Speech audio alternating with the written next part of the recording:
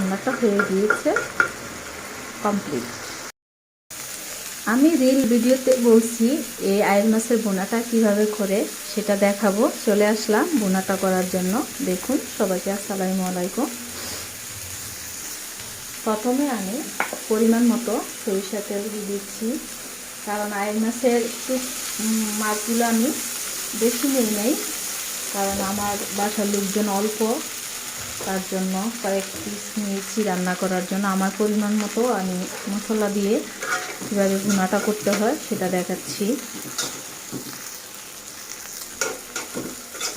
যখন পেস্টটা হালকা বাদামি কালার হয়ে যাবে তখনই আমি বাকি মশলাগুলো পরিমাণ মতো দিয়ে দিব। আগে বাদামি কালার হয়ে নিক, তারপরে আমি দেখাচ্ছি।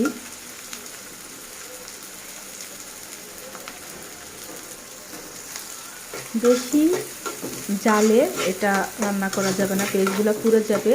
একটু মিডিয়াম জাল করে তারপরে পেস্টটা বাদামি কালার করতে হবে। এখন মোটামুটি মিডিয়াম আপনার বাদামি কালার হয়ে গিয়েছে পেস্টটা। আমার হলো ঘানিভাঙ্গা সরিষার তেল এটা।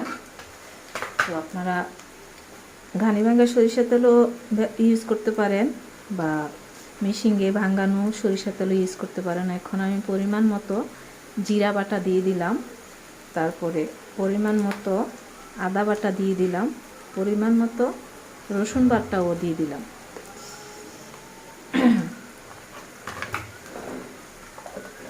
আপনারা যতটুকু মাছ রান্না করেন সে পরিমাণ মতো দিতে হবে। পরিমাণে বেশি যদি দেন তাহলে মাছ ভুনাটা খেতে ভালো লাগবে না। মাছের পরিমাণ মতো যদি মশলাটা করে তাহলে খেতে খুবই ভালো লাগে। হালকা একটু নেড়ে ছেড়ে এখন আমি হলুদের গুঁড়া, লবণের গুঁড়া দিয়ে দিব। এই যে স্বাদ মতো লবণ দিয়ে দিলাম, পরিমাণ মতো হলুদের গুঁড়া দিয়ে দিলাম, পরিমাণ মতো ধনিয়া গুঁড়া দিয়ে দিলাম,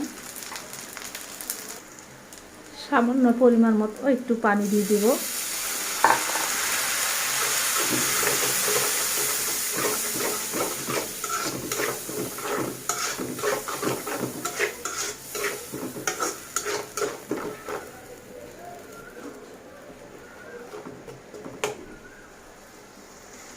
সামান্য কষানোর পরে, আমি বেশিক্ষণ কষাবো না, এটা সামান্য কষানোর পরে মাছটা দিব। কষানো হয়ে গিয়েছে মশলাটা, এখন আমি মাছটা দিয়ে দিব। যেটা আয়ের মাছের মাথা একটা দিয়েছি আমি, এই যে 5টা টুকরা নিয়েছি আমি রান্না করার জন্য, আজকে দেখানোর জন্য আপনাদেরকে। কারণ আমার বাসার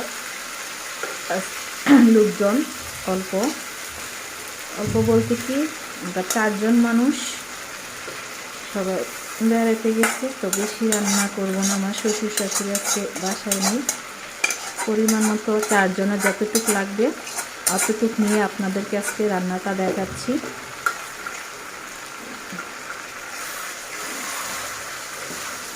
এখন আমি ভালো করে একটু কষিয়ে সামান্য একটু পানি দিয়ে দিব পরিমাণ মতো। আমি আর একটু সামান্য পরিমাণ মতো পানিটা দিয়ে দিলাম। এখন আমি ভালো করে কষিয়ে এটা নিব। আর একটু কষানো হয়ে গিয়েছে, এখন আমি স্বাদ মতো ধনিয়া পাতা দিয়ে দিব। এইভাবে আপনারা রান্নাটা যদি করেন, ছোট বড় সবাই খেতে অনেক পছন্দ করবে।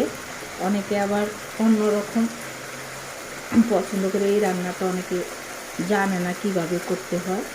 এভাবে করে দেখুন, ছোট বড় সবাই খেতে পছন্দ করবে। তো আমার রান্নাটা যদি ভালো থাকে প্লিজ একটু শেয়ার করে দিবেন, আর পেজটা ফলো না থাকলে ফলো ব্যাক করে দিবেন। আপনারা সবাই সুস্থ থাকুন, ভালো থাকুন। আল্লাহ হাফেজ। দেখুন আমার